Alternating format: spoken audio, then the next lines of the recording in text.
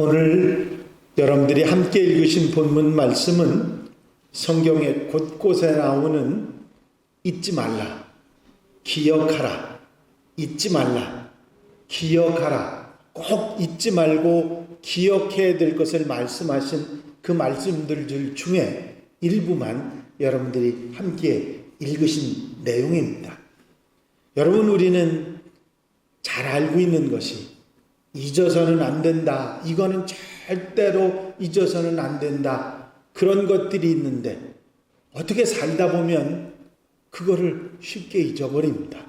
그리고 나서는 아이고 그걸 잊어버렸네 하면서 안타까워하는 그런 경우도 있고, 빨리 잊어버리면 좋을 것들을 잊지 않고 속에 꽉 담고 꿍 하고 평생을 가는 일들, 그 잊어버리면 좋은 일들 잊어버리지 못하고 사는 그런 경우들이 있는 것이, 많은 것이 우리의 인생입니다. 여러분, 성경 속에서 잊지 말라고 하고 기억하라고 하셨을 땐 분명히 이유가 있는 것입니다. 특별히 성경에서 우리에게 잊지 말고 기억하라고 하신 말씀들은 하나님을 위해서도 세상을 위해서도 아니고 바로 우리를 위해서 주신 말씀인 줄로 믿습니다. 이것은 잊지 마라, 이것은 꼭 기억해라, 그것은 바로 우리를 위한 말씀이라는 사실을 잊지 않고 우리가 기억한다면 우리는 그 은혜와 축복을 누리며 사는 하나님의 백성들이 될 줄로 믿습니다. 세상이 바빠지고 생활이 너무 여유가 없어지다 보니까 정말 중요한 것들을 잊어버리는 경우들이 많이 있죠. 안부 전화를 꼭 드려야 되는데 그 전화를 못하다가 생각이 나서 전화를 드리면 너는 손이 없니 발이 없니? 그런 소리 여러분 들으셨죠? 아니 옆에 전화기 들고 다니면서 왜 그 전화할 시간도 없니? 그런 얘기 들으실 겁니다. 가까운 사람들, 정말 잊지 말아야 될 일들을 잊고서 나중에 그 사람을 만나면 아주 그냥 면구스러워서 얼굴을 제대로 들지 못하는 그런 경우도 있는 것입니다. 생각이 난다 할지라도 일에 밀려서 호적거리다 보면 어느새 시간이 지나서 후회하고 있는 우리들을 보게 되지요.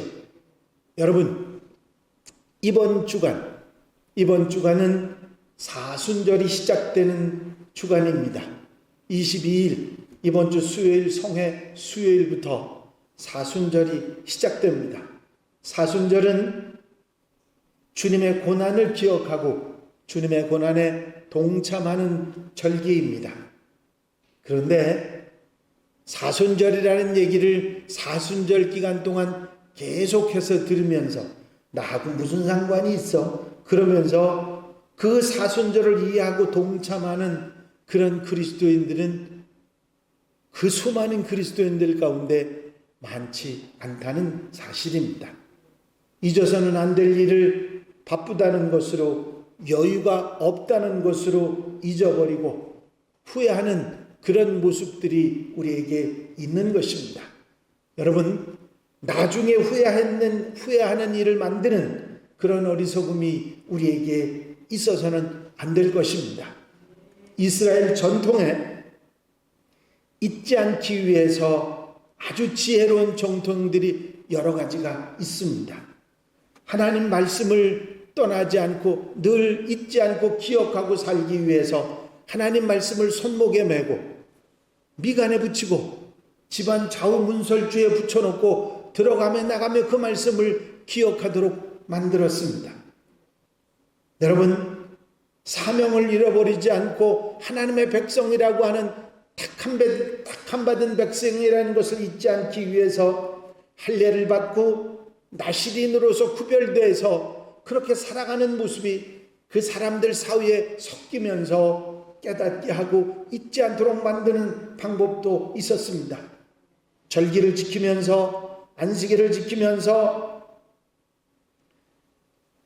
성전을 바라보면서, 쓴 나물을 먹고 무교병을 먹으면서 이스라엘 백성들은 하나님의 은혜를 잊지 않고 하나님의 구원 역사를 잊지 않으려고 애를 썼습니다. 그런데 그렇게 기억하려고 애쓰고 노력했음에도 불구하고 그들은 하나님을 떠났고 우상을 섬기고 쾌락에 물들고 잘못된 그런 일에 타락에 물들어서 결국은 하나님의 심판과 징벌을 받는 그런 경우들을 성경 속에서는 우리에게 말해주고 있습니다. 여러분, 우리가 잊지 말아야 될 것, 꼭 기억해야 될 것을 기억하고, 그리고 하나님의 백성으로 바로 살고, 그 기억하라고 하신, 잊지 말라고 하신 이유가 바로 우리를 위한 말씀이라는 걸 잊어버리지 말고 그 은혜와 축복을 받고 사는 성도들이 되시기를 바랍니다. 지금 말씀드린 구약에 나오는 모든 이야기들은 하나님의 말씀과 약속과 하나님 백성 된 것을 잊지 말라고 하는 그런 말씀이지만, 오늘 여러분들에게 드리는 말씀은 신약의 예수님에 관한 사순절, 주님의 고난과 부활에 관한 말씀을 잊지 말고 기억하라고 여러분들에게 말씀드리려고 하는 것입니다. 여러분, 사순절기는 주님께서 나를 위해 고난받고 죽으신 것을, 그 은혜를 잊지 말자고 하는 것이 사순절기입니다. 이 사순절기를 우리가 우리 마음속에 새기지 않으면, 그것을 기억하고 우리 삶 속에 새김질하지 않으면 부활주일이 우리에게 큰 의미가 없이 다가오는 것입니다. 그저 형식으로 그냥 의례로 지나가는 부활절이 될 것이기 때문입니다. 여러분, 올해 사순절은 2월 20일 이번 주 수요일부터 시작해서 4월 8일까지 계속됩니다. 주일을 계산하지 않고 그 중간중간에 있는 주일은 빼고 40일간을 이어지는 사순절은 325년 니케아 종교회의에서 결정돼서 교회 역사에 아주 깊은 뿌리를 내린 교회력의 중요한 계절입니다. 여러분, 초대교회로부터 그리스도인들은 이 사순절기를 맞을 때마다 인간의 죄를 대속하기 위해서 이 땅에 오신 예수 그리스도의 십자가의 희생을 조금이라도 동참하겠다고 하는 그런 마음으로 사순절을 지냈습니다. 초대교회부터 중세교회에 이르기까지 이 기간에 많은 성도들은 절식이나 금식을 하면서 주님이 당하신 순환의 의미를 새겨왔습니다. 물고기나 육류, 물론 우유와 달걀로 만든 음식도 일절 금지하고 먹지 않았습니다. 특별히 처음에는 부활주일에 세례를 받는 이들이 준비하는 기간으로 이 기간을 적용하고 있었습니다. 그러면서 점차로 전 성도들이 이 사순절기를 지키게 된 것입니다. 알란 메가드라고 하는 사람은 40일간의 금식은 세례받기 위해 준비하던 세례 후보자들에게만 적용되는 것이 아니라 교회 전체에게 해당되는 것이었다. 물론 실제에 있어서 전 교회가 40일간의 금식을 하였으리라고는 생각할 수 없지만, 적어도 훈련받고 있던 세례 후보자들, 그리고 보다 경건한 사람들은 이 40일간의 사순절을 금식하였을 가능성이 높다고 말하고 있습니다. 해마다 사순절기를 지나면서 우리 믿음의 선배들은 40일 동안 금식을 했다고 하는 사실입니다. 그것이 주님의 고난에 동참하는 것이었기에, 함께하는 것이었기에 그것을 기꺼이 감당해냈다고 하는 이야기입니다. 8세기 이후에 이런 규정이 많이 완화되기 시작해서 14세기에 이르러서는 금식 대신 절식을 했고, 그리고 이 기간에 연극이나 무용이나 연애나 결혼이나 오락행위나 화려한 의복을 입는 것이나 연애 행위들을 금지했습니다. 오직 경건에 이르는 생활로서 구제와 자선의 실천, 진지한 예배와 기도 생활만을 강조하는 그런 기간이었습니다. 이것이 교회가 지켜온 사순절이었습니다. 여러분, 근데 이 사순절을 많은 교회들이 별로 의미 없는 것처럼 그냥 의례적으로 지나가는 하나의 절기처럼, 그리고 지나고 책임질 없이 지나가는 경우들이 많이 있는 것입니다.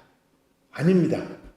사순절을 통해서 여러분들이 주님의 고난을 마음속에 책임질하면 할수록 그 은혜를 잊지 않게 되고 하나님의 사람으로 살아가는데 더 힘껏 살아갈 수 있게 되는 줄로 믿습니다. 여러분, 이전에 우리 선배들이 하던 것처럼 40일 동안을 금식하거나 모든 오락이나 모든 것을 다 하지 못하는 그런 상황은 아니라 할지라도 우리는 이 사순절기를 지나는 동안에 우리가 잊지 말고 기억해야 될 것이 무엇인지 그것을 마음속에 새김질하고 기억하는 우리 성도들, 한양가족들이 되시기를 바랍니다. 제일 먼저 우리가 사순절기 동안에 기억해야 될 것은 예수께서 아무 죄 없는, 아무 흠 없는 예수 그리스도, 그분께서 내가 지은 죄와 내가 저지른 잘못 때문에 십자가를 지시고 못 박히시고 채찍에 맞고 피를 흘리시고 사람들에게 조롱당하시고 골고다 언덕에 십자가를 지고 올라가셔서 나를 위해서 죽으셨다고 하는 사실, 이 주님의 사랑과 은혜를 기억하시는, 그것을 책임지라는 여러분들이 되시기를 바랍니다. 여러분, 이런 감사와 참회하는 우리의 기억은 우리로 하여금 주님의 사랑과 주님의 은혜를 더욱 깊이 깨닫고 마음속에 삶 속에 새김질하게 하는 것입니다. 물론 더 이상의 어리석은 삶을 살아가지 않도록 하는 결단도 하게 되는 것이지요. 금방 얼마 되지 않았는 것 같은데 굉장히 많은 시간이 지났습니다. 2001년 9월 11일, 여러분들이 금방 기억하시는 9.11 테러로 인해서 미국의 상징이던 세계무역센터 두 쌍둥이 빌딩이 무너졌었습니다. 그 자리에 플랜카드가 큰 현수막이 세워져 있었는데 그게 뭐냐면 We will never forget. 우리는 결코 잊지 않을 것입니다. 그런데 그 현수막은 이미 내려졌고 아무도 그 사실을 기억하지 못하는 20년이라고 하는 세월이 지나가 버렸습니다. 이를 갈면서 복수를 벼르는 그런 문구가 아니라 용서와 화해의 문구가 되었으면 좋겠다 하는 마음을 가져봅니다. 예루살렘에는 독일 나치에 의해서 희생된 600만 유대인을 추모하는 기념관이 있는데 그곳의 이름이 야드바심인데, 야드바심이라는 말은 기억이라고 하는 말입니다. 그들이 독일 사람들에게 당한 것을 절대로 잊지 말자고 하는 뜻입니다. 아니, 절대로 잊지도 않을 것이고 잊고 싶지도 않을 것입니다. 성경에는 잊을 것과 잊지 말 것을 정확하게 구별하고 있습니다. 그런데 사람들은 잊어버려야 할 것은 잊지 않고 잊지 말아야 될 것은 잊고 사는 그런 많은 경우들이 있습니다. 여기 인간의 약함과 악함이 드러나는 것이지요. 여러분, 진정으로 복 있는 사람은 잊어버릴 것은 잊어버리고 잊지 말아야 될 것은 기억하는 성도들인 줄로 믿습니다. 여러분, 어떤 상황, 어떤 경우에든 나를 위해서 내 죄와 내 잘못과 내 어리석음을 위해서 십자가 지시고 피 흘리신, 그리고 죽어주신 예수 그리스도를 잊지 말아야 됩니다. 그분 때문에 우리가 천국의 기쁨을, 축복을 누리게 되지 않았습니까? 이 사실을 잊어버린다면 참으로 안타까운 일이 아닐 수 없습니다. 왜냐하면 그 사람은 바로 살아갈 수가 없기 때문이지요. 여러분, 예수께서 우리를 위해서 이렇게 희생하신 사실을, 그 은혜를 우리가 잊지만 않는다면 우리는 하나님의 사람으로서 바로 살아가는 하나님의 백성들이 될 줄로 믿습니다. 그리고 주님의 은혜를 잊지 말고, 그리고 왜 주님이 우리를 위해서 이런 희생을 하시고 이렇게 사랑을 하시고 대신 십자가를 지셨는지 그 이유를 우리는 잊지 말아야 될 것입니다. 그것은 다른 것이 아니라 나를 통해서 세상의 많은 사람들이 주님의 은혜를 기억하고 그 복음을 듣고 그들도 구원받게 하시려고 하는 주님의 뜻이 있고, 우리가 받은 은혜를 그들과 함께 알지 못하는 사람들에게 나누라고 하는 주님의 뜻이 있는 것입니다.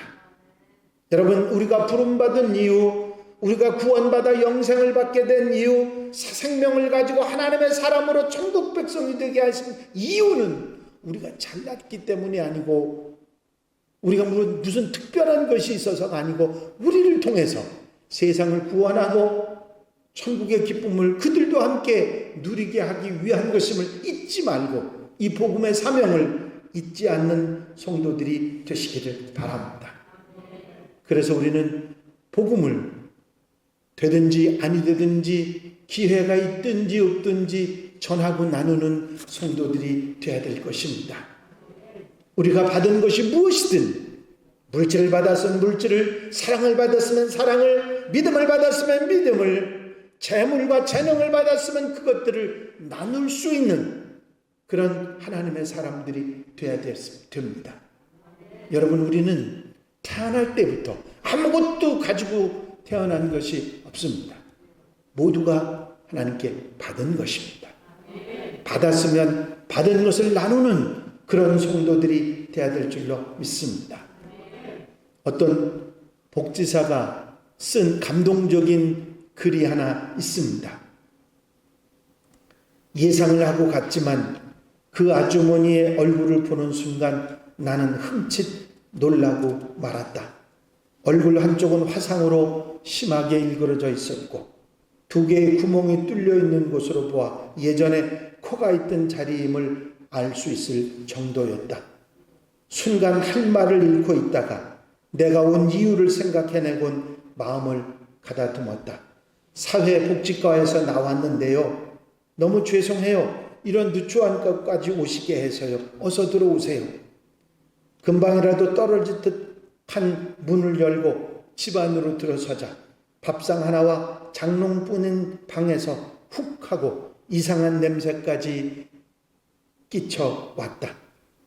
그녀는 나를 보더니 어린 딸에게 부엌에 있는 음료수를 내오라고 시킨다. 괜찮습니다. 편하게 계세요. 얼굴은 언제 다치셨습니까? 그 한마디에 그녀의 과거가 줄줄이 읊어 나온다. 어렸을 때 집에 불이 나서 다른 식구는 죽고 아버지와 저만 살아남았어요.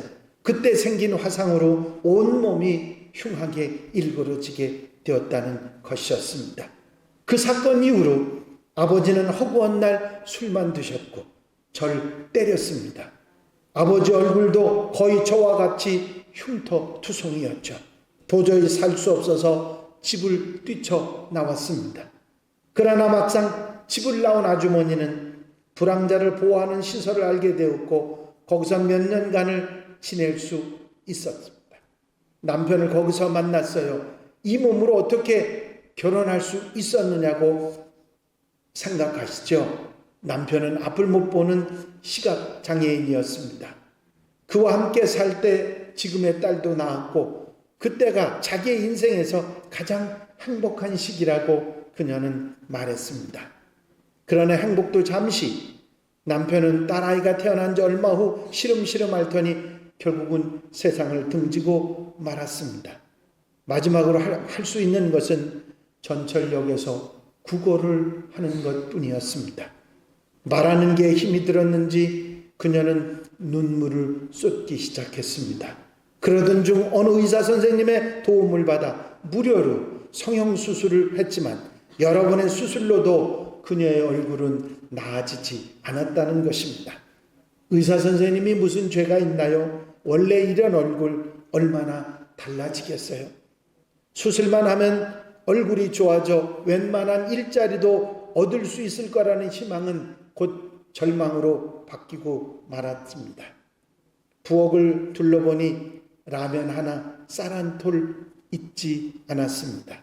상담을 마치고 쌀은 바로 올라올 거고요. 보조금도 나올 테니까 조금만 기다리세요 하고 막 일어서려는데 그녀가 장롱 깊숙이에서 뭔가를 꺼내 내 손에 얹어주는 것이 아닌가. 이게 뭐예요?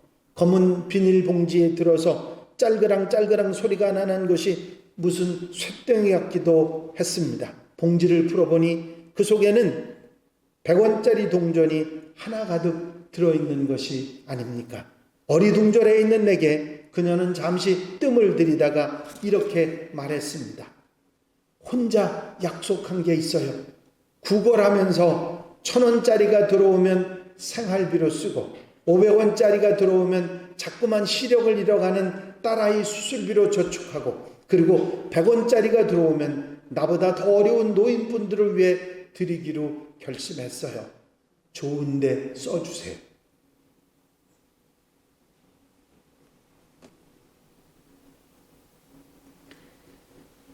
내가 꼭 가져가야 마음이 편하다는 그녀의 말을 뒤로하고 집에 돌아와서 세어보니 모두 1,600개의 동전이 그 안에 들어 있었습니다.